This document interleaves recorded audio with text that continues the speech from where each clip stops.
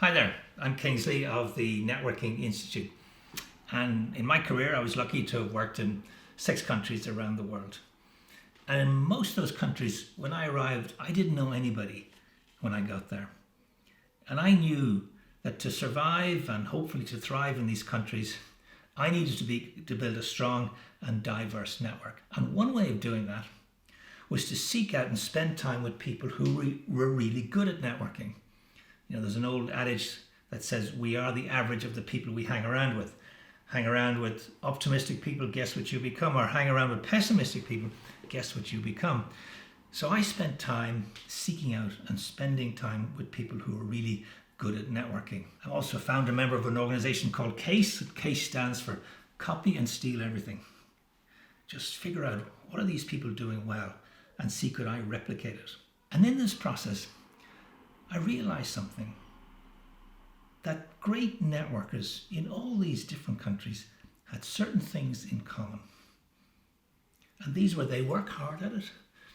They believe in the 3 E's, energy, enthusiasm, and empathy. They don't boast about it. They don't brag. They don't keep score. They don't say, I did you a favor 6 months ago, you owe me one. They think like farmers. Farmer who plants a seed in the spring, waters, nurtures, looks after that seed, and just knows that there will be a harvest. They know that the way to people they don't know is through people they do know. They believe in the power of asking, of referrals, of asking for introductions. They have good peripheral vision. They understand the concept of network intelligence, that you can learn so much about what's going on in the world from your network. They also believe in the power of weak connections.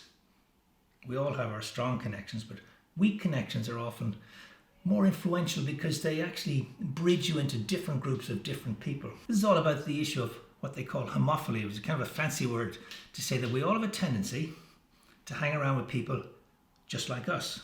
The old birds of a feather flock together notion. We're born into families just like us, so we go to school with people just like us. We go on holidays and play sport with people just like us. We work with people just like us.